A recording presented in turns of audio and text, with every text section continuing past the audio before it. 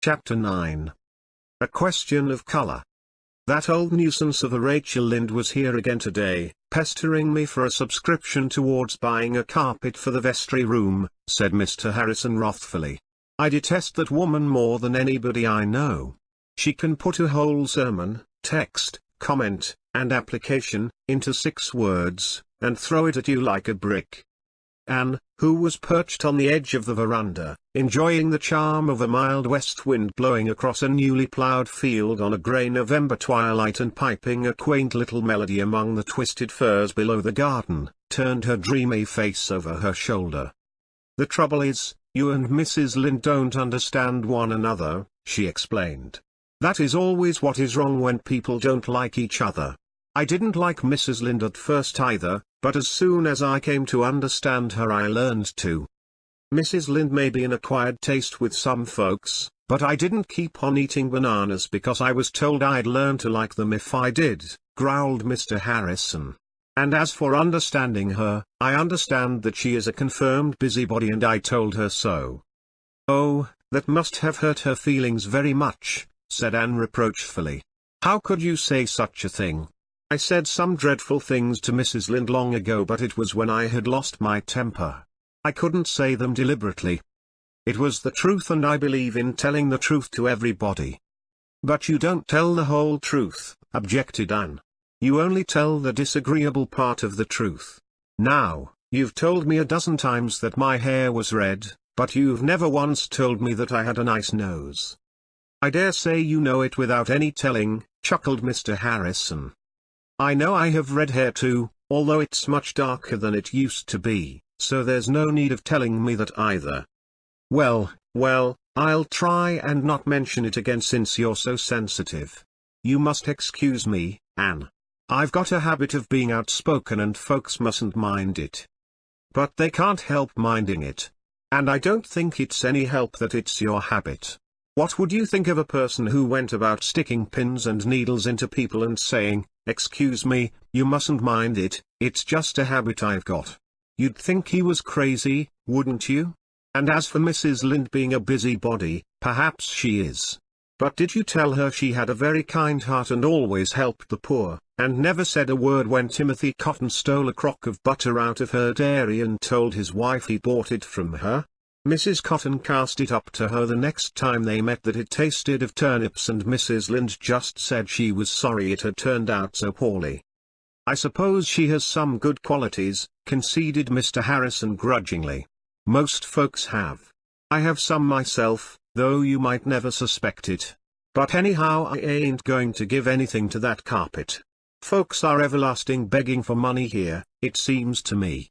How's your project of painting the hall coming on? Splendidly. We had a meeting of the AVIS last Friday night and found that we had plenty of money subscribed to paint the hall and shingle the roof too. Most people gave very liberally, Mr. Harrison. Anne was a sweet-souled lass, but she could instill some venom into innocent italics when occasion required. What color are you going to have it? We have decided on a very pretty green. The roof will be dark red, of course. Mr. Roger Pye is going to get the paint in town today. Who's got the job? Mr. Joshua Pye of Carmody. He has nearly finished the shingling. We had to give him the contract, for every one of the Pyes, and there are 4 families, you know, said they wouldn't give a cent unless Joshua got it. They had subscribed $12 between them and we thought that was too much to lose, although some people think we shouldn't have given in to the Pyes. Mrs. Lynde says they try to run everything. The main question is, will this Joshua do his work well? If he does, I don't see that it matters whether his name is Pye or Pudding. He has the reputation of being a good workman, though they say he's a very peculiar man. He hardly ever talks. He's peculiar enough all right then, said Mr. Harrison dryly. Or at least, folks here will call him so. I never was much of a talker till I came to Avonlea, and then I had to begin in self-defense or Mrs. Lynde would have said I was dumb and started a subscription to have me taught sign language. You're not going yet, Anne? I must. I have some sewing to do for Dora this evening. Besides, Davy is probably breaking Marilla's heart with some new mischief by this time. This morning the first thing he said was, "Where does the dark go, Anne? I want to know." I told him it went around to the other side of the world, but after breakfast he declared it didn't, that it went down the well. Marilla says she caught him hanging over the well box 4 times today, trying to reach down to the dark. "He's a limb," declared Mr. Harrison. "He came over here yesterday and pulled 6 feathers out of Ginger's tail before I could get in from the barn. The poor bird has been moping ever since. Those children must be a sight of trouble to you folks." "Everything that's worth having is some trouble," said Anne, secretly resolving to forgive Davy's next offense, whatever it might be, since he had avenged her on Ginger. Mr. Roger Pye brought the hall paint home that night, and Mr. Joshua Pye, a surly, taciturn man, began painting the next day. He was not disturbed in his task. The hall was situated on what was called the lower road. In late autumn this road was always muddy and wet, and people going to Carmody travelled by the longer upper road. The hall was so closely surrounded by fir woods that it was invisible unless you were near it. Mr. Joshua Pye painted away in the solitude and independence that were so dear to his unsociable heart. Friday afternoon he finished his job and went home to Carmody. Soon after his departure Mrs. Rachel Lynde drove by, having braved the mud of the lower road out of curiosity to see what the hall looked like in its new coat of paint. When she rounded the spruce curve she saw. The sight affected Mrs. Lynde oddly. She dropped the reins, held up her hands, and said, "Gracious Providence." She stared as if she could not believe her eyes. Then she laughed almost hysterically. "There must be some mistake, there must. I knew those Pyes would make a mess of things." Mrs. Lynde drove home, meeting several people on the road and stopping to tell them about the hall. The news flew like wildfire. Gilbert Blythe, poring over a textbook at home, heard it from his father's hired boy at sunset, and rushed breathlessly to Green Gables, joined on the way by Fred Wright. They found Diana Barry, Jane Andrews, and Anne Shirley, despair personified, at the yard gate of Green Gables, under the big leafless willows. "It isn't true surely, Anne?" exclaimed Gilbert. "It is true," answered Anne, looking like the muse of tragedy. "Mrs. Lynde called on her way from Carmody to tell me. Oh, it is simply dreadful. What is the use of trying to improve anything?" "What is dreadful?" asked Oliver Sloane, arriving at this moment with a bandbox he had brought from town for Marilla. "Haven't you heard?" said Jane wrathfully. "Well, it's simply this. Joshua Pye has gone and painted the hall blue instead of green. A deep, brilliant blue, the shade they use for painting carts and wheelbarrows. And Mrs. Lynde says it is the most hideous color for a building, especially when combined with a red roof, that she ever saw or imagined. You could simply have knocked me down with a feather when I heard it. It's heartbreaking, after all the trouble we've had." "How on earth could such a mistake have happened?" wailed Diana. The blame of this unmerciful disaster was eventually narrowed down to the Pyes. The improvers had decided to use Morton Harris paints, and the Morton Harris paint cans were numbered according to a color card. A purchaser chose his shade on the card and ordered by the accompanying number.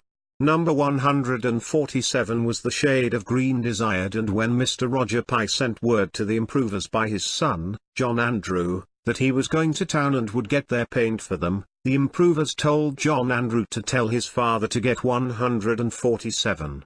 John Andrew always averred that he did so, but Mr. Roger Pye as staunchly declared that John Andrew told him 157, and there the matter stands to this day. That night there was blank dismay in every Avonlea house where an improver lived. The gloom at Green Gables was so intense that it quenched even Davy. Anne wept and would not be comforted. "I must cry, even if I am almost 17, Marilla," she sobbed. "It is so mortifying. And it sounds the death knell of our society. We'll simply be laughed out of existence." In life, as in dreams, however, things often go by contraries. The Avonlea people did not laugh, they were too angry. Their money had gone to paint the hall, and consequently they felt themselves bitterly aggrieved by the mistake. Public indignation centered on the Pyes. Roger Pye and John Andrew had bungled the matter between them, and as for Joshua Pye, He must be a born fool not to suspect there was something wrong when he opened the cans and saw the color of the paint. Joshua Pye, when thus animadverted upon, retorted that the Avonlea taste in colors was no business of his. Whatever his private opinion might be, he had been hired to paint the hall, not to talk about it, and he meant to have his money for it. The improvers paid him his money in bitterness of spirit, after consulting Mr. Peter Sloane, who was a magistrate. "You'll have to pay it," Peter told him.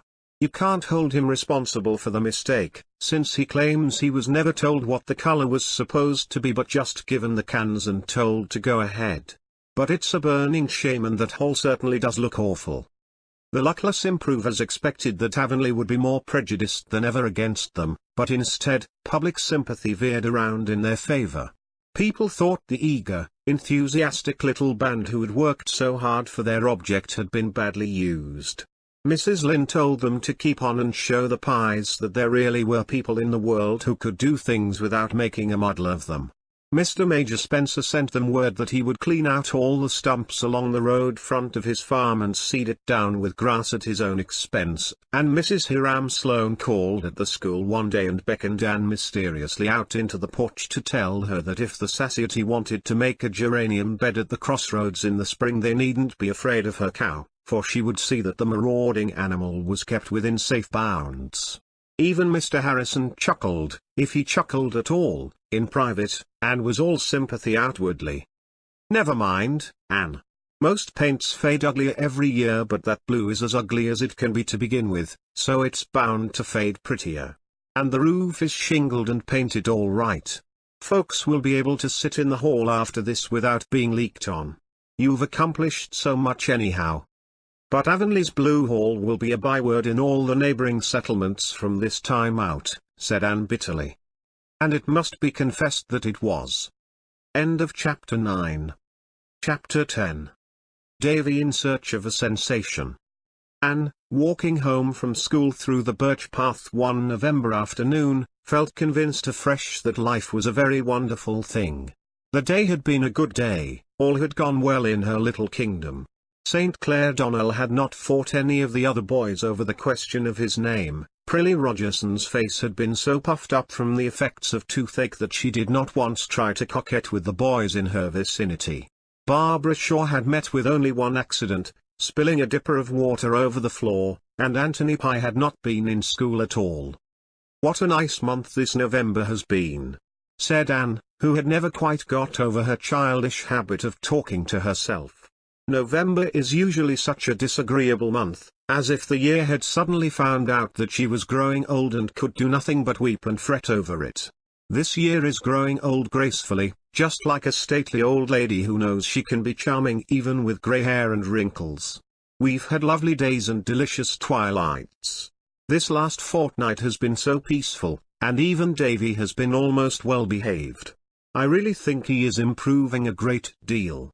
How quiet the woods are today, not a murmur except that soft wind purring in the treetops. It sounds like surf on a faraway shore. How dear the woods are. You beautiful trees. I love every one of you as a friend. Anne paused to throw her arm about a slim young birch and kiss its cream-white trunk. Diana, rounding a curve in the path, saw her and laughed. "Anne Shirley, you're only pretending to be grown up. I believe when you're alone you're as much a little girl as you ever were." "Well, one can't get over the habit of being a little girl all at once," said Anne gaily. "You see, I was little for 14 years and I've only been grown-up-ish for scarcely 3. I'm sure I shall always feel like a child in the woods. These walks home from school are almost the only time I have for dreaming, except the half hour or so before I go to sleep.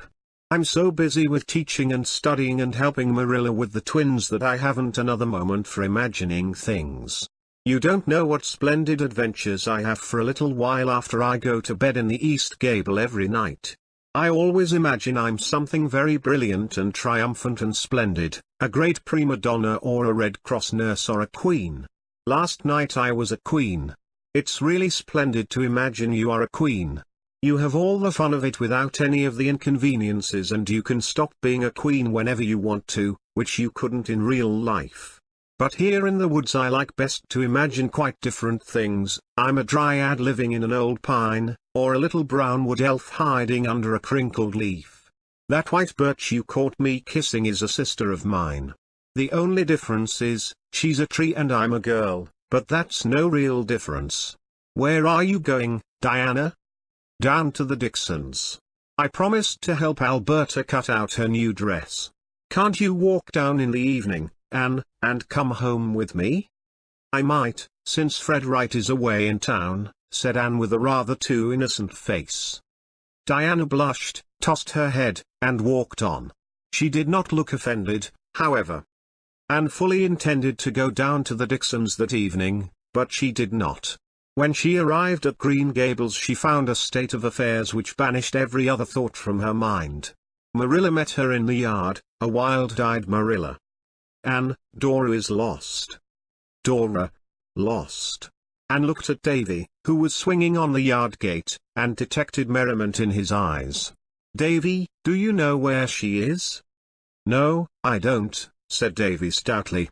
I haven't seen her since dinner time, cross my heart. I've been away ever since 1 o'clock, said Marilla. Thomas Lynde took sick all of a sudden and Rachel sent up for me to go at once. When I left here Dora was playing with her doll in the kitchen and Davy was making mud pies behind the barn. I only got home half an hour ago, and no Dora to be seen. Davy declares he never saw her since I left. Neither I did, avowed Davy solemnly. She must be somewhere around, said Anne. She would never wander far away alone, you know how timid she is. Perhaps she has fallen asleep in one of the rooms. Marilla shook her head. I've hunted the whole house through. But she may be in some of the buildings. A thorough search followed. Every corner of house, yard, and outbuildings was ransacked by those two distracted people. Anne roved the orchards and the haunted wood, calling Dora's name. Marilla took a candle and explored the cellar. Davy accompanied each of them in turn, and was fertile in thinking of places where Dora could possibly be. Finally they met again in the yard. It's a most mysterious thing, groaned Marilla. Where can she be? Said Anne miserably. Maybe she's tumbled into the well, suggested Davy cheerfully. Anne and Marilla looked fearfully into each other's eyes. The thought had been with them both through their entire search but neither had dared to put it into words. She might have, whispered Marilla. Anne, feeling faint and sick, went to the well box and peered over. The bucket sat on the shelf inside. Far down below was a tiny glimmer of still water. The Cuthbert well was the deepest in Avonlea. If Dora... But Anne could not face the idea. She shuddered and turned away. Run across for Mr. Harrison, said Marilla, wringing her hands. Mr. Harrison and John Henry are both away, they went to town today. I'll go for Mr. Barry. Mr. Barry came back with Anne, carrying a coil of rope to which was attached a claw-like instrument that had been the business end of a grubbing fork. Marilla and Anne stood by, cold and shaken with horror and dread, while Mr. Barry dragged the well, and Davy, astride the gate, watched the group with a face indicative of huge enjoyment. Finally Mr. Barry shook his head, with a relieved air. She can't be down there. It's a mighty curious thing where she could have got to, though. Look here, young man, are you sure you've no idea where your sister is? I've told you a dozen times that I haven't, said Davy, with an injured air. Maybe a tramp come and stole her. Nonsense, said Marilla sharply, relieved from her horrible fear of the well. Anne, do you suppose she could have strayed over to Mr. Harrison's? She has always been talking about his parrot ever since that time you took her over. I can't believe Dora would venture so far alone, but I'll go over and see, said Anne. Nobody was looking at Davy just then, or it would have been seen that a very decided change came over his face. He quietly slipped off the gate and ran, as fast as his fat legs could carry him, to the barn. Anne hastened across the fields to the Harrison establishment in no very hopeful frame of mind. The house was locked, the window shades were down, and there was no sign of anything living about the place. She stood on the veranda and called Dora loudly. Ginger, in the kitchen behind her, shrieked and swore with sudden fierceness, but between his outbursts Anne heard a plaintive cry from the little building in the yard which served Mr. Harrison as a tool house. Anne flew to the door, unhasped it, and caught up a small mortal with a tear-stained face who was sitting forlornly on an upturned nail keg. "Oh, Dora, Dora, what a fright you have given us. How came you to be here?"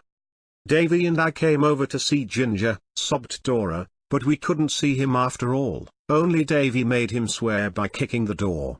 And then Davy brought me here and run out and shut the door, and I couldn't get out. I cried and cried, I was frightened, and oh, I'm so hungry and cold, and I thought you'd never come, Anne." "Davy?" But Anne could say no more. She carried Dora home with a heavy heart. Her joy at finding the child safe and sound was drowned out in the pain caused by Davy's behavior. The freak of shutting Dora up might easily have been pardoned. But Davy had told falsehoods, downright cold-blooded falsehoods about it. That was the ugly fact, and Anne could not shut her eyes to it. She could have sat down and cried with sheer disappointment.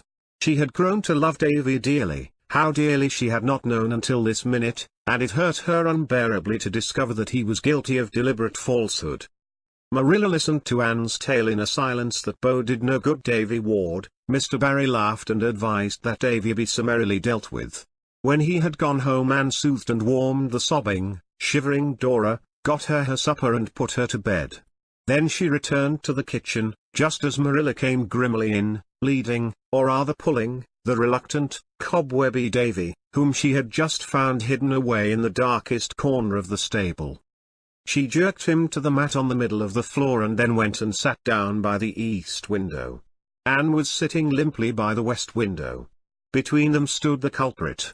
His back was toward Marilla, and it was a meek, subdued, frightened back, but his face was toward Anne, and although it was a little shamefaced, there was a gleam of comradeship in Davy's eyes, as if he knew he had done wrong and was going to be punished for it, but could count on a laugh over it all with Anne later on.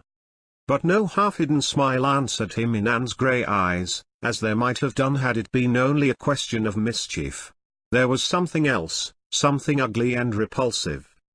"How could you behave so, Davy?" she asked sorrowfully. Davy squirmed uncomfortably. "I just did it for fun. Things have been so awful quiet here for so long that I thought it would be fun to give you folks a big scare. It was, too." In spite of fear and a little remorse, Davy grinned over the recollection. "But you told a falsehood about it, Davy," said Anne, more sorrowfully than ever. Davy looked puzzled. "What's a falsehood? Do you mean a whopper?" "I mean a story that was not true." "Course I did," said Davy frankly. "If I hadn't, you wouldn't have been scared. I had to tell it." Anne was feeling the reaction from her frightened exertions. Davy's impenitent attitude gave the finishing touch. 2 big tears brimmed up in her eyes. "Oh, Davy, how could you?" she said, with a quiver in her voice. "Don't you know how wrong it was?" Davy was aghast. Anne crying, he had made Anne cry. A flood of real remorse rolled like a wave over his warm little heart and engulfed it. He rushed to Anne, hurled himself into her lap, flung his arms around her neck, and burst into tears. "I didn't know it was wrong to tell whoppers," he sobbed. "How did you expect me to know it was wrong? All Mr. Sprott's children told them regular every day, and cross their hearts too. I suppose Paul Irving never tells whoppers, and here I've been trying awful hard to be as good as him, but now I suppose you'll never love me again. But I think you might have told me it was wrong. I'm awful sorry I've made you cry, Anne, and I'll never tell a whopper again." Davy buried his face in Anne's shoulder and cried stormily. Anne, in a sudden glad flash of understanding, held him tight and looked over his curly thatch at Marilla. "He didn't know it was wrong to tell falsehoods, Marilla. I think we must forgive him for that part of it this time if he will promise never to say what isn't true again." "I never will, now that I know it's bad," asseverated Davy between sobs. "If you ever catch me telling a whopper again, you can." Davy groped mentally for a suitable penance. "You can skin me alive, Anne." "Don't say whopper, Davy, say falsehood," said the schoolmarm. "Why?" queried Davy. settling comfortably down and looking up with a tear-stained, investigating face. "Why ain't whopper as good as falsehood? I want to know. It's just as big a word. It's slang, and it's wrong for little boys to use slang." "There's an awful lot of things it's wrong to do," said Davy with a sigh. "I never supposed there was so many. I'm sorry it's wrong to tell falsehoods, 'cause it's awful handy, but since it is I'm never going to tell any more. What are you going to do to me for telling them this time? I want to know." Anne looked beseechingly at Marilla. "I don't want to be too hard on the child," said Marilla. "I dare say nobody ever did tell him it was wrong to tell lies, and those Sprott children were no fit companions for him. Poor Mary was too sick to train him properly, and I presume you couldn't expect a 6-year-old child to know things like that by instinct. I suppose we'll just have to assume he doesn't know anything right and begin at the beginning. But he'll have to be punished for shutting Dora up, and I can't think of any way except to send him to bed without his supper, and we've done that so often. Can't you suggest something else, Anne? I should think you ought to be able to, with that imagination you're always talking of." "But punishments are so horrid, and I like to imagine only pleasant things," said Anne, cuddling Davy. "There are so many unpleasant things in the world already that there is no use in imagining any more." In the end Davy was sent to bed, as usual, there to remain until noon next day. He evidently did some thinking, for when Anne went up to her room a little later she heard him calling her name softly. Going in, she found him sitting up in bed, with his elbows on his knees and his chin propped on his hands. "Anne," he said solemnly, "is it wrong for everybody to tell falsehoods? I want to know." "Yes, indeed." "Is it wrong for a grown-up person?" "Yes." "Then," said Davy decidedly, "Marilla is bad, for she tells them. And she's worse'n me, for I didn't know it was wrong but she does." "Davy Keith, Marilla never told a story in her life," said Anne indignantly. "She did so. She told me last Tuesday that something dreadful would happen to me if I didn't say my prayers every night. And I haven't said them for over a week, just to see what would happen, and nothing has," concluded Davy in an aggrieved tone. Anne choked back a mad desire to laugh with the conviction that it would be fatal, and then earnestly set about saving Marilla's reputation. "Why, Davy Keith," she said solemnly, "something dreadful has happened to you this very day." Davy looked skeptical. "I suppose you mean being sent to bed without any supper," he said scornfully, "but that isn't dreadful. Course, I don't like it, but I've been sent to bed so much since I come here that I'm getting used to it. And you don't save anything by making me go without supper either, for I always eat twice as much for breakfast." "I don't mean you're being sent to bed. I mean the fact that you told a falsehood today." And, Davy, Anne leaned over the footboard of the bed and shook her finger impressively at the culprit, for a boy to tell what isn't true is almost the worst thing that could happen to him, almost the very worst. "So you see Marilla told you the truth." "But I thought the something bad would be exciting," protested Davy in an injured tone. "Marilla isn't to blame for what you thought. Bad things aren't always exciting. They're very often just nasty and stupid." "It was awful funny to see Marilla and you looking down the well, though," said Davy, hugging his knees. Anne kept a sober face until she got downstairs, and then she collapsed on the sitting-room lounge and laughed until her sides ached. "I wish you'd tell me the joke," said Marilla, a little grimly. "I haven't seen much to laugh at today." "You'll laugh when you hear this," assured Anne. And Marilla did laugh, which showed how much her education had advanced since the adoption of Anne. But she sighed immediately afterwards. "I suppose I shouldn't have told him that, although I heard a minister say it to a child once. But he did aggravate me so. It was that night you were at the Carmody concert and I was putting him to bed. He said he didn't see the good of praying until he got big enough to be of some importance to God. Anne, I do not know what we are going to do with that child. I never saw his beat. I'm feeling clean discouraged." "Oh, don't say that, Marilla. Remember how bad I was when I came here." "Anne, you never were bad, never. I see that now, when I've learned what real badness is. You were always getting into terrible scrapes, I'll admit, but your motive was always good. Davy is just bad from sheer love of it. Oh, no, I don't think it is real badness with him either, pleaded Anne. It's just mischief. And it is rather quiet for him here, you know. He has no other boys to play with and his mind has to have something to occupy it. Dora is so prim and proper she is no good for a boy's playmate. I really think it would be better to let them go to school, Marilla. No, said Marilla resolutely, my father always said that no child should be cooped up in the four walls of a school until it was 7 years old, and Mr. Allen says the same thing. The twins can have a few lessons at home but go to school they shan't till they're 7. Well, we must try to reform Davy at home then, said Anne cheerfully. With all his faults he's really a dear little chap. I can't help loving him. Marilla, it may be a dreadful thing to say, but honestly, I like Davy better than Dora, for all she's so good. I don't know but that I do, myself, confessed Marilla, and it isn't fair, for Dora isn't a bit of trouble. There couldn't be a better child and you'd hardly know she was in the house. Dora is too good, said Anne.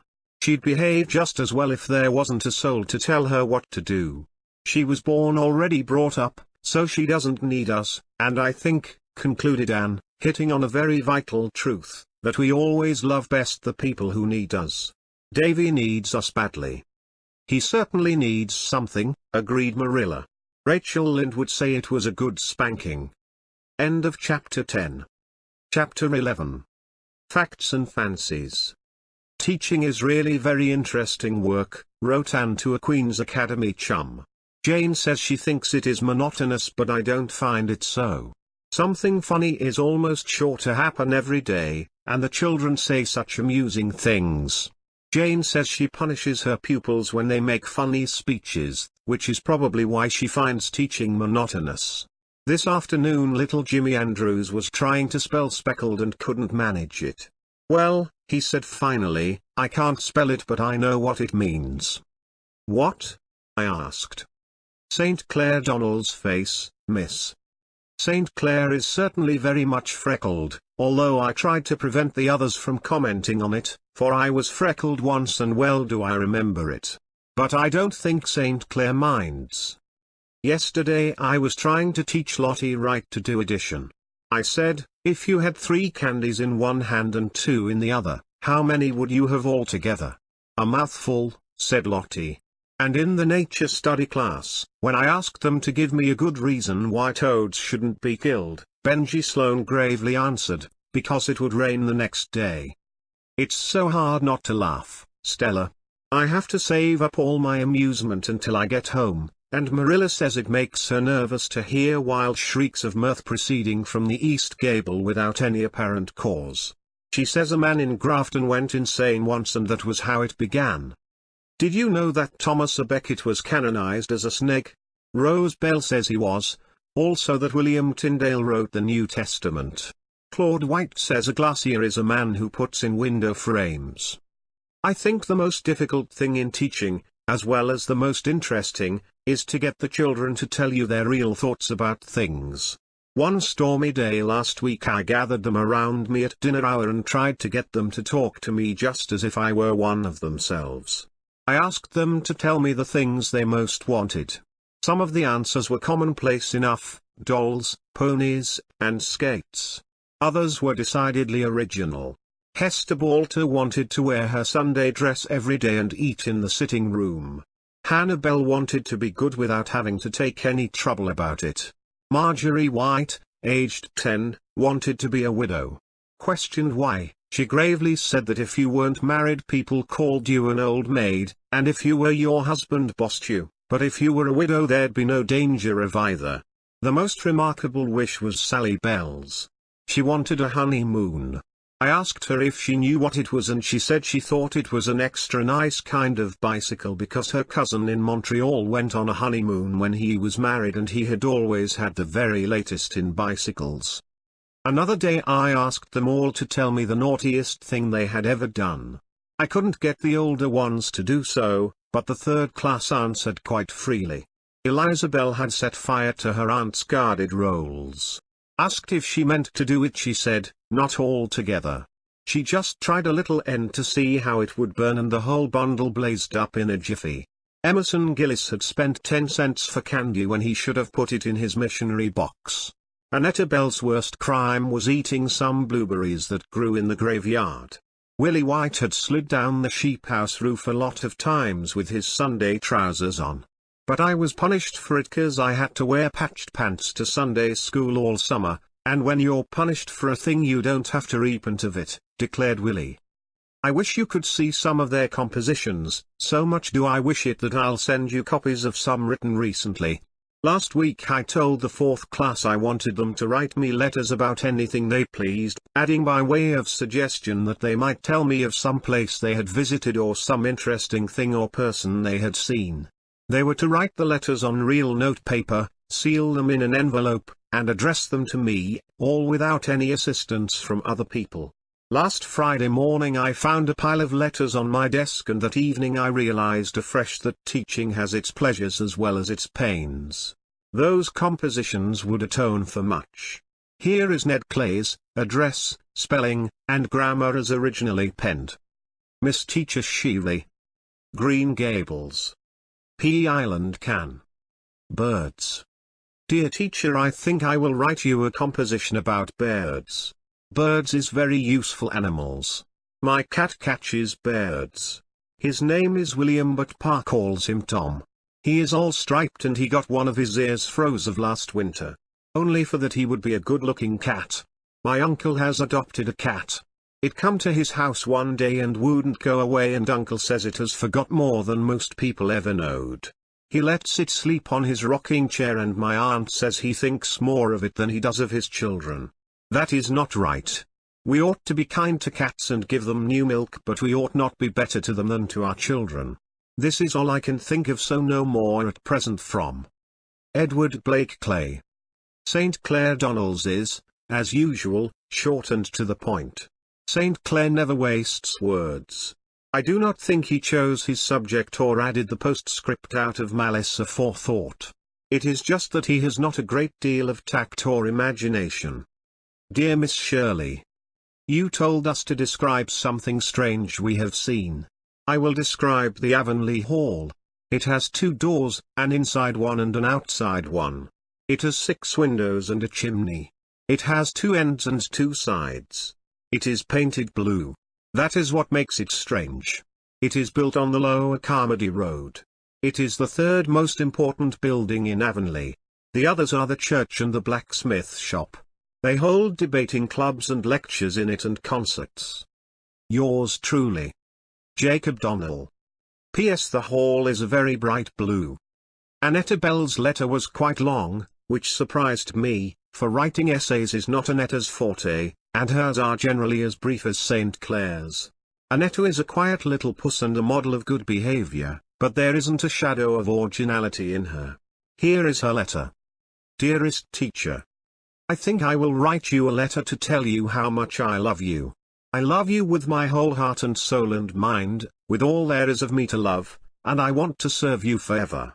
It would be my highest privilege. That is why I try so hard to be good in school and learn my lessons. You are so beautiful, my teacher. Your voice is like music and your eyes are like pansies when the dew is on them. You are like a tall stately queen. Your hair is like rippling gold. Anthony Pye says it is red, but you needn't pay any attention to Anthony. I have only known you for a few months, but I cannot realize that there was ever a time when I did not know you, when you had not come into my life to bless and hallow it. I will always look back to this year as the most wonderful in my life because it brought you to me. Besides, it's the year we moved to Avonlea from Newbridge. My love for you has made my life very rich, and it has kept me from much of harm and evil. I owe this all to you, my sweetest teacher. I shall never forget how sweet you looked the last time I saw you in that black dress with flowers in your hair. I shall see you like that forever, even when we are both old and grey. You will always be young and fair to me, dearest teacher. I am thinking of you all the time. In the morning and at the noontide and at the twilight. I love you when you laugh and when you sigh, even when you look disdainful. I never saw you look cross, though Anthony Pye says you always look so, but I don't wonder you look cross at him, for he deserves it. I love you in every dress. You seemed more adorable in each new dress than the last. Dearest teacher, good night. The sun has set and the stars are shining, stars that are as bright and beautiful as your eyes. I kiss your hands and face, my sweet. May God watch over you and protect you from all harm. Your affectionate pupil, Annetta Bell. This extraordinary letter puzzled me not a little. I knew Annetta couldn't have composed it any more than she could fly. When I went to school the next day, I took her for a walk down to the brook at recess and asked her to tell me the truth about the letter. Annetta cried and fessed up freely. She said she had never written a letter and she didn't know how to, or what to say, but there was a bundle of love letters in her mother's top bureau drawer which had been written to her by an old beau. It wasn't father, sobbed Annetta, it was someone who was studying for a minister, and so he could write lovely letters, but Ma didn't marry him after all. She said she couldn't make out what he was driving at half the time. But I thought the letters were sweet and that I'd just copy things out of them here and there to write you. I put teacher where he put lady, and I put in something of my own when I could think of it, and I changed some words. I put dress in place of mood. I didn't know just what a mood was, but I supposed it was something to wear. I didn't suppose you'd know the difference. I don't see how you found out it wasn't all mine. You must be awful clever, teacher.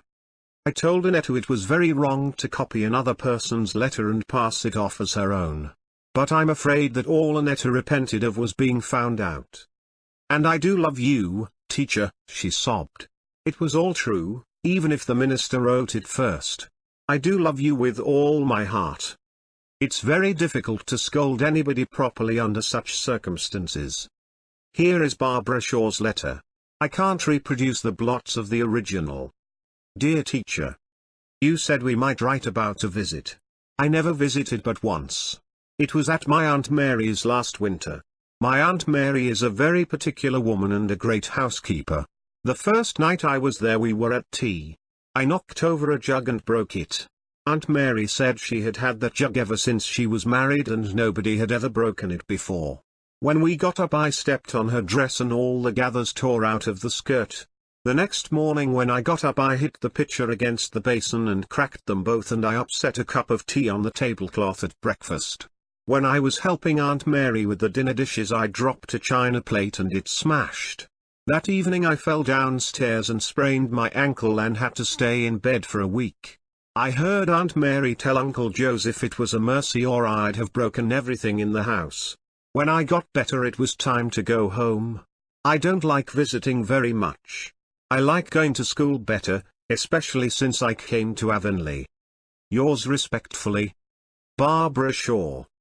Willie Whites began. Respected Miss. I want to tell you about my very brave aunt. She lives in Ontario, and one day she went out to the barn and saw a dog in the yard. The dog had no business there, so she got a stick and whacked him hard and drove him into the barn and shut him up. Pretty soon a man came looking for an imaginary lion. Query, did Willie mean a menagerie lion? That had run away from a circus. And it turned out that the dog was a lion, and my very brave aunt had drove him into the barn with a stick. It was a wonder she was not ate up, but she was very brave. Emerson Gillis says if she thought it was a dog she wasn't any braver than if it really was a dog. But Emerson is jealous because he hasn't got a brave aunt himself, nothing but uncles. I have kept the best for the last. You laugh at me because I think Paul is a genius, but I am sure his letter will convince you that he is a very uncommon child. Paul lives away down near the shore with his grandmother, and he has no playmates, no real playmates. You remember our school management professor told us that we must not have favorites among our pupils, but I can't help loving Paul Irving, the best of all mine. I don't think it does any harm, though, for everybody loves Paul, even Mrs. Lind, who says she could never have believed she'd get so fond of a Yankee. The other boys in school like him too. There is nothing weak or girlish about him in spite of his dreams and fancies. He is very manly and can hold his own in all games. He fought St. Clair Donnell recently because St. Clair said the Union Jack was away ahead of the Stars and Stripes as a flag. The result was a drawn battle and a mutual agreement to respect each other's patriotism henceforth. St. Clair says he can hit the hardest but Paul can hit the oftenest. Paul's letter. My dear teacher. You told us we might write you about some interesting people we knew. I think the most interesting people I know are my rock people, and I mean to tell you about them. I have never told anybody about them except Grandma and Father, but I would like to have you know about them because you understand things. There are a great many people who do not understand things, so there is no use in telling them. My rock people live at the shore. I used to visit them almost every evening before the winter came. Now I can't go till spring, but they will be there, for people like that never change. That is the splendid thing about them. Nora was the first one of them I got acquainted with, and so I think I love her the best. She lives in Andrews Cove and she has black hair and black eyes, and she knows all about the mermaids and the water kelpies. You ought to hear the stories she can tell. Then there are the twin sailors. They don't live anywhere, they sail all the time, but they often come ashore to talk to me. They are a pair of jolly tars and they have seen everything in the world. And more than what is in the world. Do you know what happened to the youngest twin sailor once? He was sailing and he sailed right into a moon glade. A moon glade is the track the full moon makes on the water when it is rising from the sea, you know, teacher. Well, the youngest twin sailor sailed along the moon glade till he came right up to the moon, and there was a little golden door in the moon and he opened it and sailed right through. He had some wonderful adventures in the moon, but it would make this letter too long to tell them. Then there is the Golden Lady of the Cave. One day I found a big cave down on the shore and I went away in, and after a while I found the Golden Lady. She has golden hair right down to her feet and her dress is all glittering and glistening like gold that is alive. And she has a golden harp and plays on it all day long. You can hear the music any time along shore if you listen carefully, but most people would think it was only the wind among the rocks. I've never told Nora about the Golden Lady. I was afraid it might hurt her feelings. It even hurt her feelings if I talked too long with the twin sailors. I always met the twin sailors at the Striped Rocks. The youngest twin sailor is very good-tempered, but the oldest twin sailor can look dreadfully fierce at times. I have my suspicions about that oldest twin. I believe he'd be a pirate if he dared. There's really something very mysterious about him. He swore once and I told him if he ever did it again he needn't come ashore to talk to me because I'd promised grandmother I'd never associate with anybody that swore. He was pretty well scared, I can tell you, and he said if I would forgive him he would take me to the sunset. So the next evening when I was sitting on the Striped Rocks, the oldest twin came sailing over the sea in an enchanted boat and I got in her. The boat was all pearly and rainbowy, like the inside of the mussel shells, and her sail was like moonshine. Well, we sailed right across to the sunset. Think of that, teacher, I've been in the sunset. And what do you suppose it is? The sunset is a land all flowers. We sailed into a great garden, and the clouds are beds of flowers. We sailed into a great harbor, all the color of gold, and I stepped right out of the boat on a big meadow all covered with buttercups as big as roses. I stayed there for ever so long. It seemed nearly a year, but the oldest twin says it was only a few minutes. You see, in the sunset land the time is ever so much longer than it is here. Your loving pupil Paul Irving. P.S. Of course, this letter isn't really true, teacher. P.I. End of chapter 11. Chapter 12. A Jonah Day. It really began the night before with a restless, wakeful vigil of grumbling toothache. When Anna rose in the dull, bitter winter morning she felt that life was flat, stale, and unprofitable. She went to school in no angelic mood. Her cheek was swollen and her face ached. The schoolroom was cold and smoky, for the fire refused to burn and the children were huddled about it in shivering groups. Anne sent them to their seats with a sharper tone than she had ever used before. Anthony Pye strutted to his with his usual impertinent swagger, and she saw him whisper something to his seatmate and then glance at her with a grin. Never, so it seemed to Anne, had there been so many squeaky pencils as there were that morning, and when Barbara Shaw came up to the desk with a sum she tripped over the coal scuttle with disastrous results. The coal rolled to every part of the room, her slate was broken into fragments, and when she picked herself up, her face, stained with coal dust, sent the boys into roars of laughter. Anne turned from the second reader class which she was hearing. "Really, Barbara," she said icily, "if you cannot move without falling over something you'd better remain in your seat. It is positively disgraceful for a girl of your age to be so awkward." Poor Barbara stumbled back to her desk, her tears combining with the coal dust to produce an effect truly grotesque.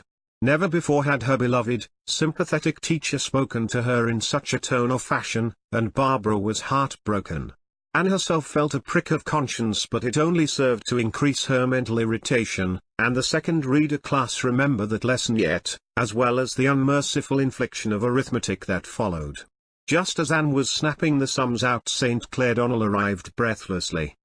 "You are half an hour late, St. Clair," Anne reminded him frigidly. "Why is this?" "Please, miss, I had to help Ma make a pudding for dinner 'cause we're expecting company and Clarice Elmira's sick," was St. Clair's answer, given in a perfectly respectful voice but nevertheless provocative of great mirth among his mates. "Take your seat and work out the 6 problems on page 84 of your arithmetic for punishment," said Anne. St. Clair looked rather amazed at her tone, but he went meekly to his desk and took out his slate.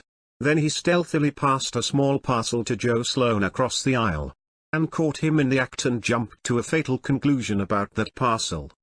Old Mrs. Hiram Sloane had lately taken to making and selling nut cakes by way of adding to her scanty income. The cakes were specially tempting to small boys, and for several weeks Anne had had not a little trouble in regard to them. On their way to school the boys would invest their spare cash at Mrs. Hiram's, bring the cakes along with them to school, and, if possible, eat them and treat their mates during school hours.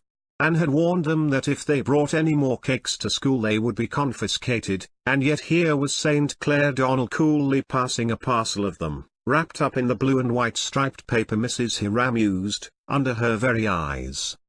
"Joseph," said Anne quietly, "bring that parcel here." Joe, startled and abashed, obeyed. He was a fat urchin who always blushed and stuttered when he was frightened.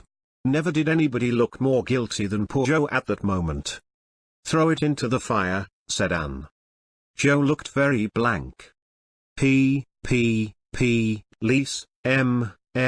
miss," he began. "Do as I tell you, Joseph, without any words about it." But miss, there," gasped Joe in desperation. "Joseph, are you going to obey me or are you not?" said Anne. A bolder and more self-possessed lad than Joe Sloane would have been overawed by her tone and the dangerous flash of her eyes. This was a new Anne whom none of her pupils had ever seen before. Joe, with an agonized glance at St. Clair, went to the stove, opened the big, square front door, and threw the blue and white parcel in, before St. Clair, who had sprung to his feet, could utter a word. Then he dodged back just in time. For a few moments the terrified occupants of Avonlea School did not know whether it was an earthquake or a volcanic explosion that had occurred. The innocent-looking parcel which Anne had rashly supposed to contain Mrs. Hiram's nutcakes really held an assortment of firecrackers and pinwheels for which Warren Sloane had sent to town by St. Clair Donnell's father the day before, intending to have a birthday celebration that evening. The crackers went off in a thunderclap of noise and the pinwheels bursting out of the door spun madly around the room, hissing and spluttering. Anne dropped into her chair white with dismay and all the girls climbed shrieking upon their desks. Joe Sloane stood as one transfixed in the midst of the commotion, and St. Clair, helpless with laughter, rocked to and fro in the aisle. Prillie Rogerson fainted and Annetta Bell went into hysterics. It seemed a long time, although it was really only a few minutes, before the last pinwheel subsided. Anne, recovering herself, sprang to open doors and windows and let out the gas and smoke which filled the room.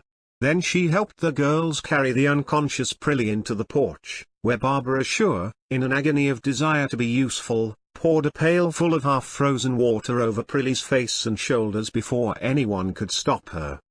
It was a full hour before quiet was restored, but it was a quiet that might be felt. Everybody realized that even the explosion had not cleared the teacher's mental atmosphere. Nobody, except Anthony Pye, dared whisper a word. Ned Clay accidentally squeaked his pencil while working a sum, caught Anne's eye and wished the floor would open and swallow him up. The geography class were whisked through a continent with a speed that made them dizzy. The grammar class were parsed and analyzed within an inch of their lives. Chester Sloane, spelling odoriferous with 2 F's, was made to feel that he could never live down the disgrace of it, either in this world or that which is to come. Anne knew that she had made herself ridiculous and that the incident would be laughed over that night at a score of tea tables, but the knowledge only angered her further. In a calmer mood she could have carried off the situation with a laugh, but now that was impossible, so she ignored it in icy disdain. When Anne returned to the school after dinner, all the children were as usual in their seats and every face was bent studiously over a desk except Anthony Pye's. He peered across his book at Anne, his black eyes sparkling with curiosity and mockery. Anne twitched open the drawer of her desk in search of chalk, and under her very hand a lively mouse sprang out of the drawer, scampered over the desk, and leapt to the floor. Anne screamed and sprang back, as if it had been a snake, and Anthony Pye laughed aloud. Then a silence fell, a very creepy, uncomfortable silence. Annetta Bell was of 2 minds whether to go into hysterics again or not, especially as she didn't know just where the mouse had gone. But she decided not to. Who could take any comfort out of hysterics with a teacher so white-faced and so blazing-eyed standing before one? "Who put that mouse in my desk?" said Anne. Her voice was quite low, but it made a shiver go up and down Paul Irving's spine. Joe Sloane caught her eye, felt responsible from the crown of his head to the sole of his feet, but stuttered out wildly.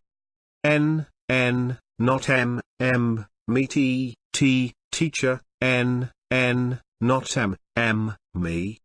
Anne paid no attention to the wretched Joseph. She looked at Anthony Pye, and Anthony Pye looked back unabashed and unashamed. "Anthony, was it you?" "Yes, it was," said Anthony insolently.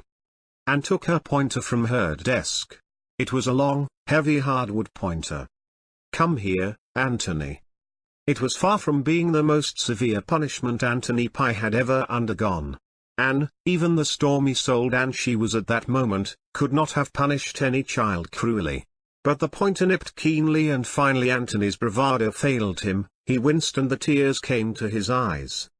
Anne, conscience-stricken, dropped the pointer and told Anthony to go to his seat. She sat down at her desk feeling ashamed, repentant, and bitterly mortified. Her quick anger was gone, and she would have given much to have been able to seek relief in tears. So all her boasts had come to this: she had actually whipped one of her pupils. How Jane would triumph! And how Mr. Harrison would chuckle! But worse than this, bitterest thought of all, she had lost her last chance of winning Anthony Pye. Never would he like her now. Anne, by what somebody has called a Herculaneum effort, kept back her tears until she got home that night. Then she shut herself in the East Gable room and wept all her shame and remorse and disappointment into her pillows, wept so long that Marilla grew alarmed, invaded the room, and insisted on knowing what the trouble was. "The trouble is, I've got things the matter with my conscience," sobbed Anne. "Oh, this has been such a Jonah day, Marilla. I'm so ashamed of myself. I lost my temper and whipped Anthony Pye." "I'm glad to hear it," said Marilla with decision. "It's what you should have done long ago." "Oh, no, Marilla. And I don't see how I can ever look those children in the face again. I feel that I have humiliated myself to the very dust. You don't know how cross and hateful and horrid I was. I can't forget the expression in Paul Irving's eyes. He looked so surprised and disappointed. Oh, Marilla, I have tried so hard to be patient and to win Anthony's liking, and now it has all gone for nothing." Marilla passed her hard work-worn hand over the girl's glossy, tumbled hair with a wonderful tenderness. When Anne's sobs grew quieter she said, very gently for her, "You take things too much to heart, Anne. We all make mistakes, but people forget them. And Jonah days come to everybody. As for Anthony Pye, why need you care if he does dislike you? He is the only one." I can't help it. I want everybody to love me and it hurts me so when anybody doesn't.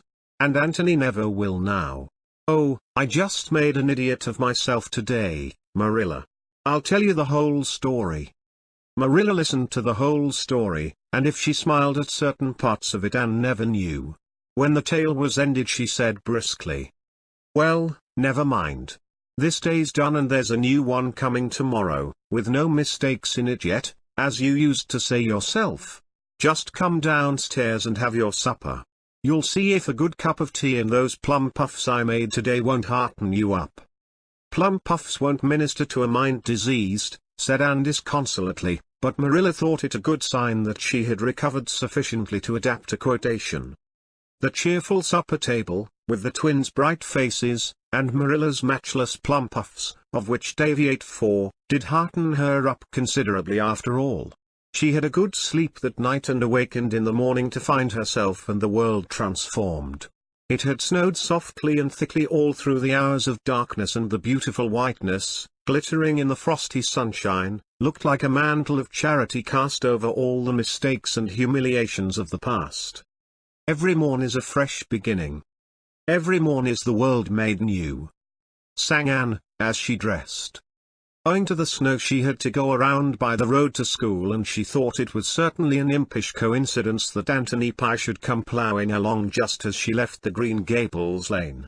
She felt as guilty as if their positions were reversed, but to her unspeakable astonishment Anthony not only lifted his cap, which he had never done before, but said easily, "Kind of bad walking, ain't it? Can I take those books for you, teacher?" Anne surrendered her books and wondered if she could possibly be awake.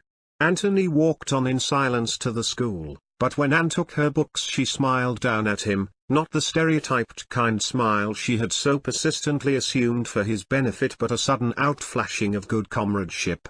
Anthony smiled, no, if the truth must be told, Anthony grinned back. A grin is not generally supposed to be a respectful thing, yet Anne suddenly felt that if she had not yet won Anthony's liking she had, somehow or other, won his respect. Mrs. Rachel Lynde came up the next Saturday and confirmed this. "Well, Anne, I guess you've won over Anthony Pye, that's what. He says he believes you are some good after all, even if you are a girl. Says that whipping you gave him was just as good as a man's." "I never expected to win him by whipping him, though," said Anne, a little mournfully, feeling that her ideals had played her false somewhere. "It doesn't seem right. I'm sure my theory of kindness can't be wrong." "No, but the Pyes are an exception to every known rule, that's what," declared Mrs. Rachel with conviction. "Mr. Harrison said, thought you'd come to it," when he heard it, and Jane rubbed it in rather unmercifully. End of chapter 12. Chapter 13. A Golden Picnic. Anne, on her way to Orchard Slope, met Diana, bound for Green Gables, just where the mossy old log bridge spanned the brook below the haunted wood, and they sat down by the margin of the Dryad's bubble, where tiny ferns were unrolling like curly-headed green pixie folk wakening up from a nap. "I was just on my way over to invite you to help me celebrate my birthday on Saturday," said Anne. "Your birthday? But your birthday was in March." "That wasn't my fault," laughed Anne. "If my parents had consulted me it would never have happened then. I should have chosen to be born in spring, of course. It must be delightful to come into the world with the mayflowers and violets. You would always feel that you were their foster sister. But since I didn't, the next best thing is to celebrate my birthday in the spring. Priscilla is coming over Saturday and Jane will be home. We'll all 4 start off to the woods and spend a golden day making the acquaintance of the spring. We none of us really know her yet, but we'll meet her back there as we never can anywhere else. I want to explore all those fields and lonely places anyhow. I have a conviction that there are scores of beautiful nooks there that have never really been seen, although they may have been looked at. We'll make friends with wind and sky and sun, and bring home the spring in our hearts." "It sounds awfully nice," said Diana, with some inward distrust of Anne's magic of words. "But won't it be very damp in some places yet?" "Oh, we'll wear rubbers," was Anne's concession to practicalities. And I want you to come over early Saturday morning and help me prepare lunch. I'm going to have the daintiest things possible, things that will match the spring, you understand, little jelly tarts and lady fingers, and drop cookies frosted with pink and yellow icing, and buttercup cake. And we must have sandwiches too, though they're not very poetical. Saturday proved an ideal day for a picnic, a day of breeze and blue, warm, sunny, with a little rollicking wind blowing across meadow and orchard. Over every sunlit upland and field was a delicate, flower-starred green. Mr. Harrison, harrowing at the back of his farm and feeling some of the spring witch work even in his sober, middle-aged blood, saw 4 girls, basket-laden, tripping across the end of his field where it joined a fringing woodland of birch and fir. Their blithe voices and laughter echoed down to him. "It's so easy to be happy on a day like this, isn't it?" Anne was saying, with true Annish philosophy. "Let's try to make this a really golden day, girls, a day to which we can always look back with delight. We're to seek for beauty and refuse to see anything else. Begone, dull care. Jane, you are thinking of something that went wrong in school yesterday." "How do you know?" gasped Jane, amazed. "Oh, I know the expression, I've felt it often enough on my own face. But put it out of your mind, there's a dear. It will keep till Monday, or if it doesn't so much the better. Oh, girls, see that patch of violets. There's something for memory's picture gallery. When I'm 80 years old, if I ever am, I shall shut my eyes and see those violets just as I see them now. That's the first good gift our day has given us." "If a kiss could be seen I think it would look like a violet," said Priscilla. Anne glowed. "I'm so glad you spoke that thought, Priscilla, instead of just thinking it and keeping it to yourself. This world would be a much more interesting place, although it is very interesting anyhow, if people spoke out their real thoughts." "It would be too hot to hold some folks," quoted Jane sagely. "I suppose it might be, but that would be their own faults for thinking nasty things. Anyhow, we can tell all our thoughts today because we are going to have nothing but beautiful thoughts. Everybody can say just what comes into her head. That is conversation. Here's a little path I never saw before. Let's explore it." The path was a winding one, so narrow that the girls walked in single file and even then the fir boughs brushed their faces. Under the firs were velvety cushions of moss, and further on, where the trees were smaller and fewer, the ground was rich in a variety of green-growing things. "What a lot of elephant's ears," exclaimed Diana. "I'm going to pick a big bunch, they're so pretty." "How did such graceful feathery things ever come to have such a dreadful name?" asked Priscilla. "Because the person who first named them either had no imagination at all or else far too much," said Anne. "Oh, girls, look at that."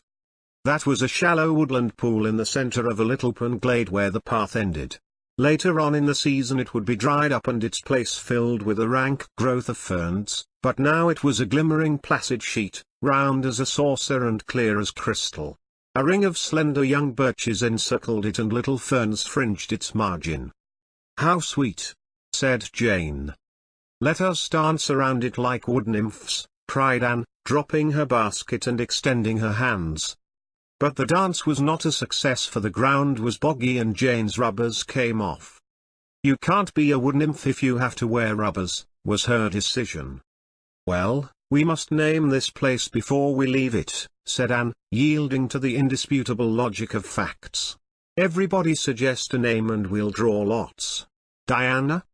"Birch Pool," suggested Diana promptly. "Crystal Lake," said Jane. Anne, standing behind them, implored Priscilla with her eyes not to perpetrate another such name, and Priscilla rose to the occasion with glimmer-glass. Anne's selection was the fairy's mirror. The names were written on strips of birch bark with a pencil schoolmarm Jane produced from her pocket, and placed in Anne's hat. Then Priscilla shut her eyes and drew one. "Crystal Lake," read Jane triumphantly.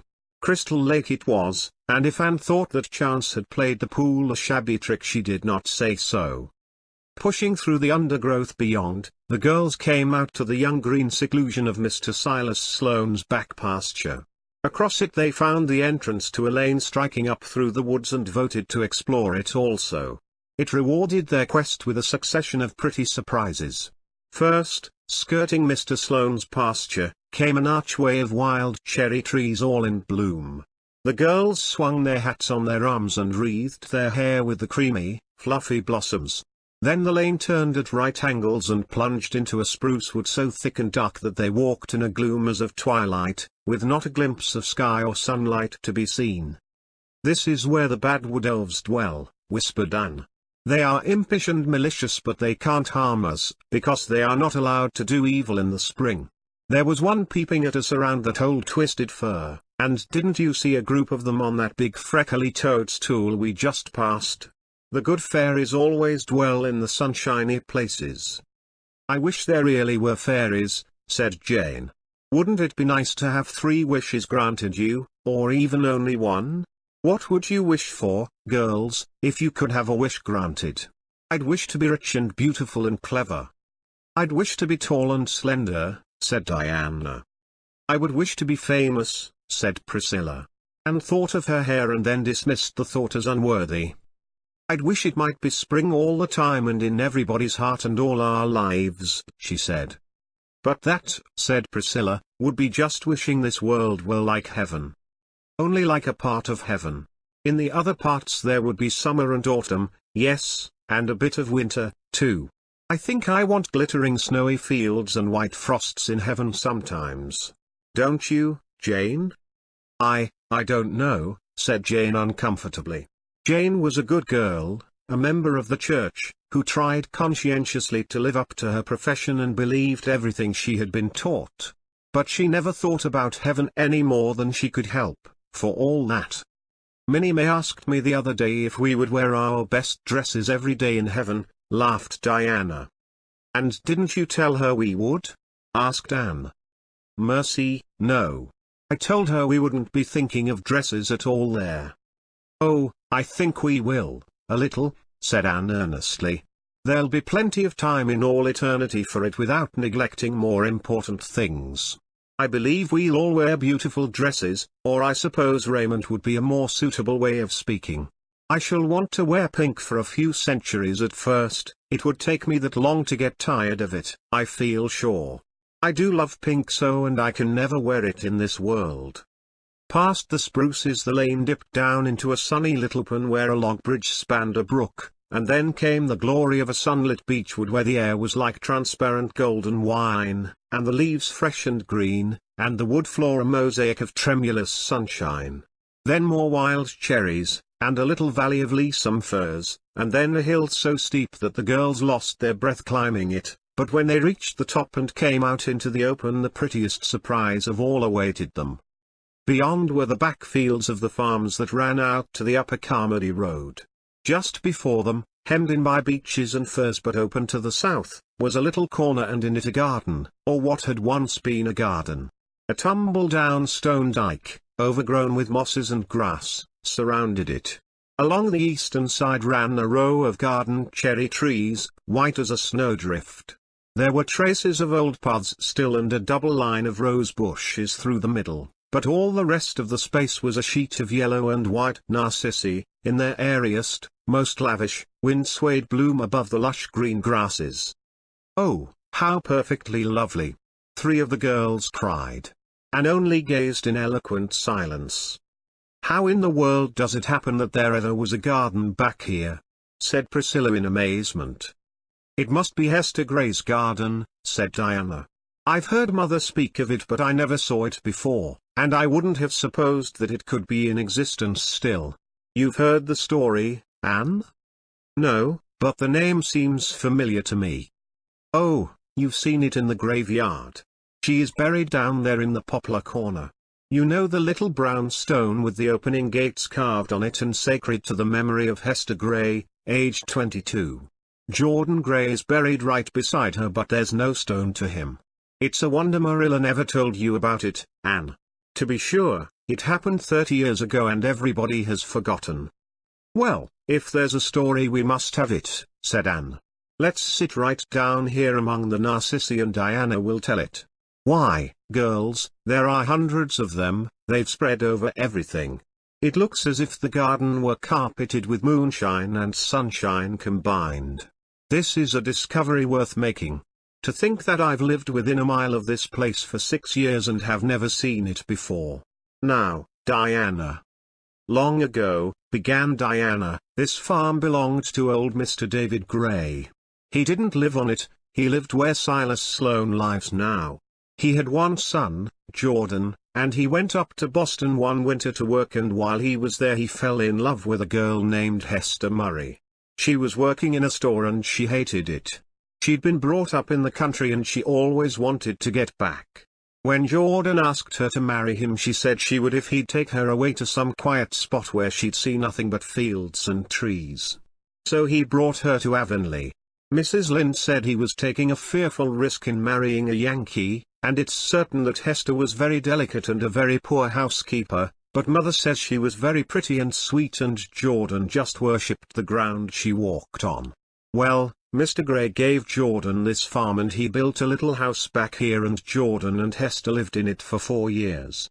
She never went out much and hardly anybody went to see her except Mother and Mrs. Lynde. Jordan made her this garden and she was crazy about it and spent most of her time in it. She wasn't much of a housekeeper, but she had a knack with flowers. And then she got sick. Mother says she thinks she was in consumption before she ever came here. She never really laid up but just grew weaker and weaker all the time. Jordan wouldn't have anybody to wait on her.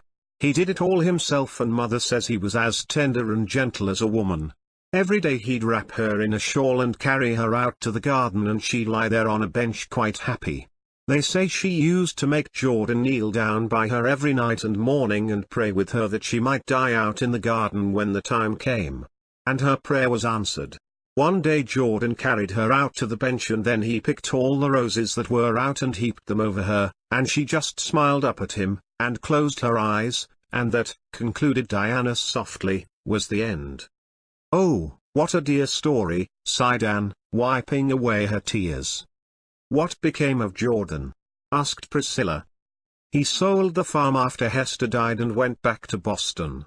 Mr. Jabez Sloane bought the farm and hauled the little house out to the road. Jordan died about 10 years after, and he was brought home and buried beside Hester. I can't understand how she could have wanted to live back here, away from everything," said Jane. "Oh, I can easily understand that," said Anne thoughtfully.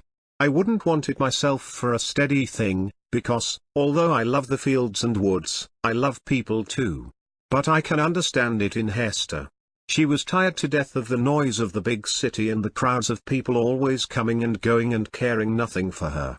She just wanted to escape from it all to some still, green, friendly place where she could rest. And she got just what she wanted, which is something very few people do, I believe. She had 4 beautiful years before she died. 4 years of perfect happiness, so I think she was to be envied more than pitied.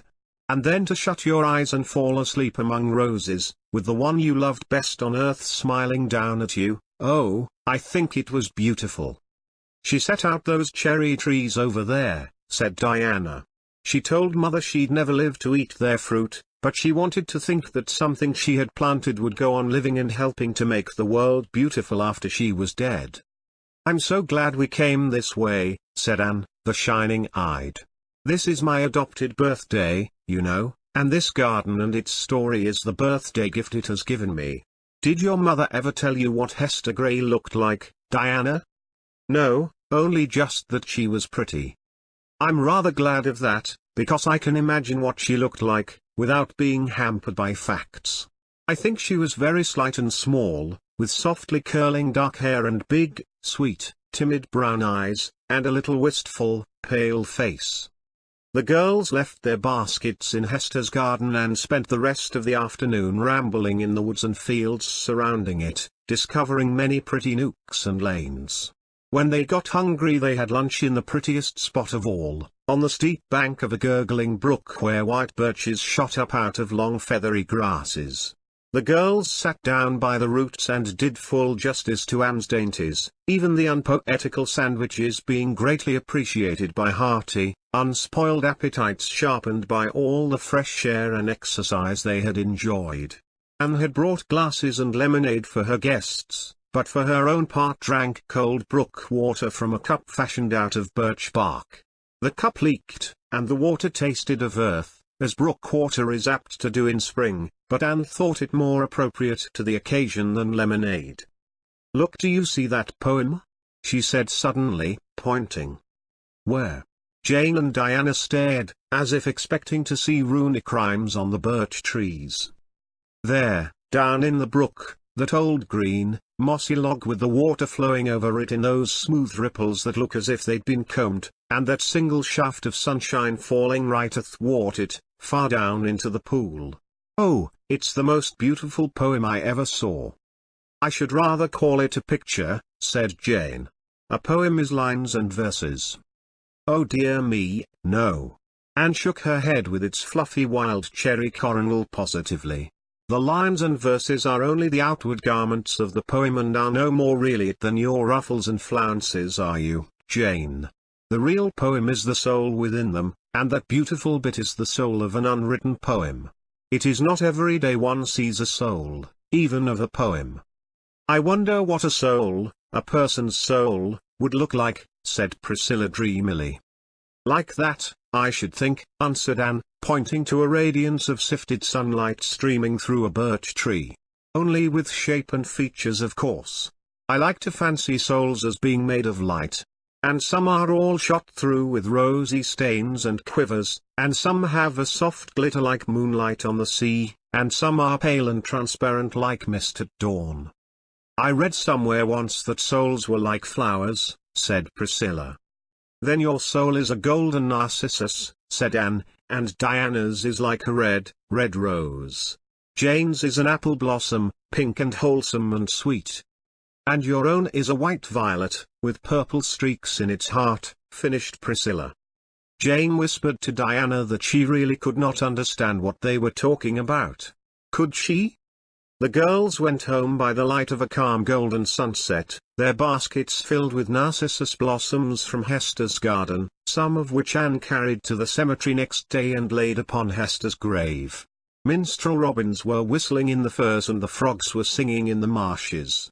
All the basins among the hills were brimmed with topaz and emerald light. "Well, we have had a lovely time after all," said Diana, as if she had hardly expected to have it when she set out. "It has been a truly golden day," said Priscilla. "I'm really awfully fond of the woods myself," said Jane. Anne said nothing. She was looking afar into the western sky and thinking of little Hester Gray. End of chapter 13. Chapter 14. A Danger Averted. Anne, walking home from the post office one Friday evening, was joined by Mrs. Lynde, who was as usual cumbered with all the cares of church and state. "I've just been down to Timothy Cotton's to see if I could get Alice Louise to help me for a few days," she said. "I had her last week, for, though she's too slow to stop quick, she's better than nobody. But she's sick and can't come. Timothy's sitting there, too, coughing and complaining. He's been dying for 10 years and he'll go on dying for 10 years more. That kind can't even die and have done with it. They can't stick to anything, even to being sick, long enough to finish it. They're a terrible shiftless family, and what is to become of them I don't know, but perhaps Providence does." Mrs. Lynde sighed as if she rather doubted the extent of providential knowledge on the subject. "Marilla was in about her eyes again Tuesday, wasn't she? What did the specialist think of them?" she continued. "He was much pleased," said Anne brightly. "He says there is a great improvement in them and he thinks the danger of her losing her sight completely is past. But he says she'll never be able to read much or do any fine handwork again. How are your preparations for your bazaar coming on?" The Ladies' Aid Society was preparing for a fair and supper, and Mrs. Lynde was the head and front of the enterprise. "Pretty well, and that reminds me. Mrs. Allen thinks it would be nice to fix up a booth like an old-time kitchen and serve a supper of baked beans, doughnuts, pie, and so on. We're collecting old-fashioned fixings everywhere. Mrs. Simon Fletcher is going to lend us her mother's braided rugs and Mrs. Levi Bolter some old chairs and Aunt Mary Shaw will lend us her cupboard with the glass doors. I suppose Marilla will let us have her brass candlesticks. And we want all the old dishes we can get. Mrs. Allen is specially set on having a real blue willowware platter if we can find one. But nobody seems to have one. Do you know where we could get one? Miss Josephine Barry has one. I'll write and ask her if she'll lend it for the occasion, said Anne. Well, I wish you would. I guess we'll have the supper in about a fortnight's time. Uncle Abe Andrews is prophesying rain and storms for about that time, and that's a pretty sure sign we'll have fine weather. The said Uncle Abe, it may be mentioned, was at least like other prophets in that he had small honor in his own country. He was, in fact, considered in the light of a standing joke, for few of his weather predictions were ever fulfilled. Mr. Elisha Wright, who labored under the impression that he was a local wit, used to say that nobody in Avonlea ever thought of looking in the Charlottetown dailies for weather probabilities. No, they just asked Uncle Abe what it was going to be tomorrow and expected the opposite. Nothing daunted, Uncle Abe kept on prophesying. We want to have the fair over before the election comes off, continued Mrs. Lynde, for the candidates will be sure to come and spend lots of money. The Tories are bribing right and left, so they might as well be given a chance to spend their money honestly for once. Anne was a red-hot conservative, out of loyalty to Matthew's memory, but she said nothing. She knew better than to get Mrs. Lynde started on politics. She had a letter for Marilla, postmarked from a town in British Columbia. It's probably from the children's uncle, she said excitedly, when she got home. Oh, Marilla, I wonder what he says about them. The best plan might be to open it and see, said Marilla curtly. A close observer might have thought that she was excited also, but she would rather have died than show it. Anne tore open the letter and glanced over the somewhat untidy and poorly written contents. He says he can't take the children this spring, he's been sick most of the winter and his wedding is put off. He wants to know if we can keep them till the fall and he'll try and take them then. We will, of course, won't we, Marilla? I don't see that there is anything else for us to do, said Marilla rather grimly, although she felt a secret relief. Anyhow, they're not so much trouble as they were, or else we've got used to them. Davy has improved a great deal. His manners are certainly much better, said Anne cautiously, as if she were not prepared to say as much for his morals. Anne had come home from school the previous evening, to find Marilla away at an aid meeting, Dora asleep on the kitchen sofa, and Davy in the sitting-room closet, blissfully absorbing the contents of a jar of Marilla's famous yellow plum preserves, company jam, Davy called it, which he had been forbidden to touch. He looked very guilty when Anne pounced on him and whisked him out of the closet. Davy Keith, don't you know that it is very wrong of you to be eating that jam, when you were told never to meddle with anything in the closet? Yes, I knew it was wrong, admitted Davy uncomfortably, but plum jam is awful nice, Anne. I just peeped in and it looked so good I thought I'd take just a weeny taste. I stuck my finger in, Anne groaned, and licked it clean. And it was so much gooder than I'd ever thought that I got a spoon and just sailed in. Anne gave him such a serious lecture on the sin of stealing plum jam that Davy became conscience-stricken and promised with repentant kisses never to do it again. Anyhow, there'll be plenty of jam in heaven, that's one comfort, he said complacently. Anne nipped a smile in the bud. Perhaps there will, if we want it, she said, but what makes you think so? Why, it's in the catechism, said Davy. Oh, no, there is nothing like that in the catechism, Davy. But I tell you there is, persisted Davy. It was in that question Marilla taught me last Sunday. Why should we love God? It says, because he makes preserves, and redeems us. Preserves is just a holy way of saying jam. I must get a drink of water, said Anne hastily. When she came back it cost her some time and trouble to explain to Davy that a certain comma in the said catechism question made a great deal of difference in the meaning. Well, I thought it was too good to be true, he said at last, with a sigh of disappointed conviction. And besides, I didn't see when he'd find time to make jam if it's one endless Sabbath day, as the hymn says. I don't believe I want to go to heaven. Won't there ever be any Saturdays in heaven, Anne? Yes, Saturdays, and every other kind of beautiful days. And every day in heaven will be more beautiful than the one before it, Davy assured Anne, who was rather glad that Marilla was not by to be shocked. Marilla, it is needless to say, was bringing the twins up in the good old ways of theology and discouraged all fanciful speculations thereupon. Davy and Dora were taught a hymn, a catechism question, and 2 Bible verses every Sunday. Dora learned meekly and recited like a little machine, with perhaps as much understanding or interest as if she were one. Davy, on the contrary, had a lively curiosity, and frequently asked questions which made Marilla tremble for his fate. Chester Sloane says we'll do nothing all the time in heaven but walk around in white dresses and play on harps, and he says he hopes he won't have to go till he's an old man, 'cause maybe he'll like it better then. And he thinks it will be horrid to wear dresses, and I think so too. Why can't men angels wear trousers, Anne? Chester Sloane is interested in those things, 'cause they're going to make a minister of him. He's got to be a minister 'cause his grandmother left the money to send him to college and he can't have it unless he is a minister. She thought a minister was such a respectable thing to have in a family. Chester says he doesn't mind much, though he'd rather be a blacksmith, but he's bound to have all the fun he can before he begins to be a minister, 'cause he doesn't expect to have much afterwards. I ain't going to be a minister. I'm going to be a storekeeper, like Mr. Blair, and keep heaps of candy and bananas. But I'd rather like going to your kind of a heaven if they'd let me play a mouth organ instead of a harp. Do you suppose they would? Yes, I think they would if you wanted it, was all Anne could trust herself to say. The AVIS met at Mr. Harmon Andrews that evening and a full attendance had been requested, since important business was to be discussed. The AVIS was in a flourishing condition, and had already accomplished wonders. Early in the spring Mr. Major Spencer had redeemed his promise and had stumped, graded, and seeded down all the road front of his farm. A dozen other men, some prompted by a determination not to let a Spencer get ahead of them, others goaded into action by improvers in their own households, had followed his example.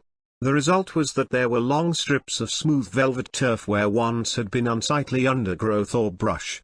The farm fronts that had not been done looked so badly by contrast that their owners were secretly shamed into resolving to see what they could do another spring.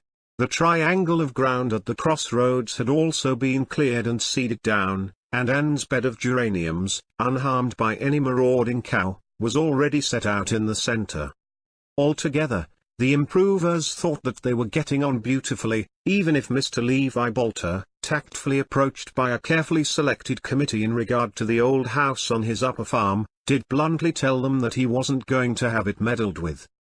At this especial meeting they intended to draw up a petition to the school trustees, humbly praying that a fence be put around the school grounds, and a plan was also to be discussed for planting a few ornamental trees by the church, if the funds of the society would permit of it, for, as Anne said, there was no use in starting another subscription as long as the hall remained blue.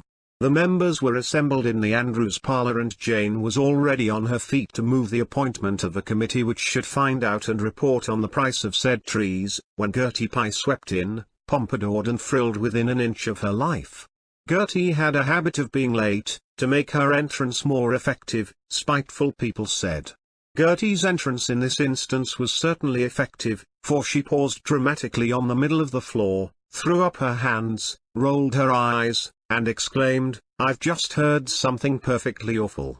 What do you think? Mr. Judson Parker is going to rent all the road fence of his farm to a patent medicine company to paint advertisements on." For once in her life Gertie Pye made all the sensation she desired. If she had thrown a bomb among the complacent improvers she could hardly have made more. "It can't be true," said Anne blankly.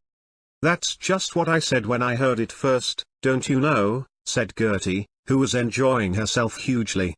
"I said it couldn't be true, that Judson Parker wouldn't have the heart to do it, don't you know. But father met him this afternoon and asked him about it and he said it was true. Just fancy. His farm is side on to the new bridge road, and how perfectly awful it will look to see advertisements of pills and plasters all along it, don't you know? The improvers did know, all too well. Even the least imaginative among them could picture the grotesque effect of half a mile of board fence adorned with such advertisements. All thought of church and school grounds vanished before this new danger. Parliamentary rules and regulations were forgotten, and Anne, in despair, gave up trying to keep minutes at all. Everybody talked at once, and fearful was the hubbub. "Oh, let us keep calm," implored Anne, who was the most excited of them all, "and try to think of some way of preventing him." "I don't know how you're going to prevent him," exclaimed Jane bitterly. "Everybody knows what Judson Parker is. He'd do anything for money. He hasn't a spark of public spirit or any sense of the beautiful." The prospect looked rather unpromising. Judson Parker and his sister were the only Parkers in Avonlea, so that no leverage could be exerted by family connections. Martha Parker was a lady of all too certain age who disapproved of young people in general and the improvers in particular. Judson was a jovial, smooth-spoken man, so uniformly good-natured and bland that it was surprising how few friends he had. Perhaps he had got the better in too many business transactions, which seldom makes for popularity. He was reputed to be very sharp, and it was the general opinion that he hadn't much principle. "If Judson Parker has a chance to turn an honest penny, as he says himself, he'll never lose it," declared Fred Wright. "Is there nobody who has any influence over him?" asked Anne despairingly. "He goes to see Louisa Spencer at White Sands," suggested Carrie Sloane. "Perhaps she could coax him not to rent his fences." "Not she," said Gilbert emphatically. "I know Louisa Spencer well. She doesn't believe in village improvement societies, but she does believe in dollars and cents. She'd be more likely to urge Judson on than to dissuade him." "The only thing to do is to appoint a committee to wait on him and protest," said Julia Bell, "and you must send girls, for he'd hardly be civil to boys, but I won't go, so nobody need nominate me." "Better send Anne alone," said Oliver Sloane. "She can talk Judson over if anybody can." Anne protested. She was willing to go and do the talking, but she must have others with her for moral support. Diana and Jane were therefore appointed to support her morally, and the improvers broke up, buzzing like angry bees with indignation. Anne was so worried that she didn't sleep until nearly morning, and then she dreamed that the trustees had put a fence around the school and painted tri-purple pills all over it. The committee waited on Judson Parker the next afternoon. Anne pleaded eloquently against his nefarious design, and Jane and Diana supported her morally and valiantly. Judson was sleek, suave, flattering, paid them several compliments of the delicacy of sunflowers, felt real bad to refuse such charming young ladies, but business was business, couldn't afford to let sentiment stand in the way these hard times. "But I'll tell what I will do," he said, with a twinkle in his light, full eyes. "I'll tell the agent he must use only handsome, tasty colors, red and yellow and so on. I'll tell him he mustn't paint the ads blue on any account." The vanquished committee retired, thinking things not lawful to be uttered. "We have done all we can do and must simply trust the rest to Providence," said Jane, with an unconscious imitation of Mrs. Lynde's tone and manner. "I wonder if Mr. Allen could do anything," reflected Diana. Anne shook her head. "No, it's no use to worry Mr. Allen, especially now when the baby's so sick. Judson would slip away from him as smoothly as from us, although he has taken to going to church quite regularly just now. That is simply because Louisa Spencer's father is an elder and very particular about such things. Judson Parker is the only man in Avonlea who would dream of renting his fences," said Jane indignantly. "Even Levi Bolter or Lorenzo White would never stoop to that, tight-fisted as they are. They would have too much respect for public opinion." Public opinion was certainly down on Judson Parker when the facts became known, but that did not help matters much.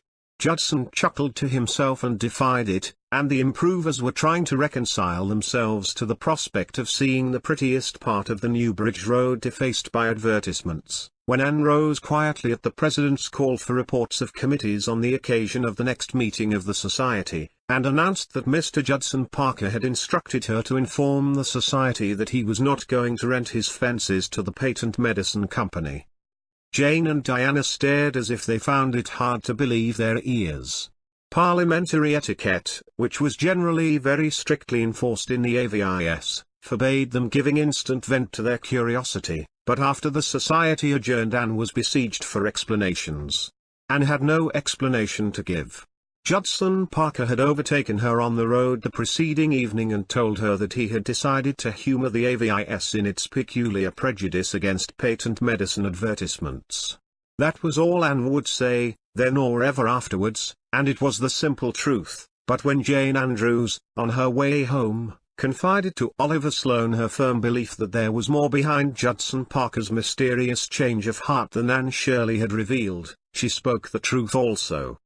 Anne had been down to old Mrs. Irving's on the Shore Road the preceding evening and had come home by a short cut which led her first over the low-lying shore fields, and then through the beechwood below Robert Dixon's, by a little footpath that ran out to the main road just above the Lake of Shining Waters, known to unimaginative people as Barry's Pond. Two men were sitting in their buggies, reined off to the side of the road, just at the entrance of the path. One was Judson Parker, the other was Jerry Corcoran, a new bridge man against whom, as Mrs. Lind would have told you in eloquent italics, nothing shady had ever been proved. He was an agent for agricultural implements and a prominent personage in matters political. He had a finger, some people said all his fingers, in every political pie that was cooked, and as Canada was on the eve of a general election, Jerry Corcoran had been a busy man for many weeks, canvassing the county in the interests of his party's candidate. Just as Anne emerged from under the overhanging beech boughs she heard Corcoran say, "If you'll vote for Amesbury, Parker, well, I've a note for that pair of harrows you've got in the spring. I suppose you wouldn't object to having it back, eh?" Since you put it in that way," drawled Judson with a grin, "I reckon I might as well do it. A man must look out for his own interests in these hard times." Both saw Anne at this moment and conversation abruptly ceased. Anne bowed frostily and walked on, with her chin slightly more tilted than usual. Soon Judson Parker overtook her. "Have a lift, Anne?" he inquired genially. "Thank you, no," said Anne politely, but with a fine, needle-like disdain in her voice that pierced even Judson Parker's none too sensitive consciousness. His face reddened and he twitched his reins angrily, but the next second prudential considerations checked him. He looked uneasily at Anne, as she walked steadily on, glancing neither to the right nor to the left. Had she heard Corcoran's unmistakable offer and his own too plain acceptance of it? Confound Corcoran. If he couldn't put his meaning into less dangerous phrases he'd get into trouble some of these long-come-shorts. And confound red-headed schoolma'ams with a habit of popping out of beechwoods where they had no business to be. If Anne had heard Judson Parker, measuring her corn in his own half-bushel, as the country saying went, and cheating himself thereby, as such people generally do, believed that she would tell it far and wide. Now, Judson Parker, as has been seen, was not overly regardful of public opinion, but to be known as having accepted a bribe would be a nasty thing, and if it ever reached Isaac Spencer's ears, farewell forever to all hope of winning Louisa Jane with her comfortable prospects as the heiress of a well-to-do farmer. Judson Parker knew that Mr. Spencer looked somewhat askance at him as it was, he could not afford to take any risks. "Ahem, Anne, I've been wanting to see you about that little matter we were discussing the other day. I've decided not to let my fences to that company after all. A society with a name like yours ought to be encouraged." Anne thawed out the merest trifle. "Thank you," she said. And, you needn't mention that little conversation of mine with Jerry." "I have no intention of mentioning it in any case," said Anne icily, for she would have seen every fence in Avonlea painted with advertisements before she would have stooped to bargain with the man who would sell his vote. Just so," agreed Judson, imagining that they understood each other beautifully. I didn't suppose you would. Of course, I was only stringing Jerry, he thinks he's so all-fired cute and smart. I've no intention of voting for Amesbury. I'm going to vote for Grant as I've always done, you'll see that when the election comes off. I just led Jerry on to see if he would commit himself. And it's all right about the fence, you can tell the improvers that.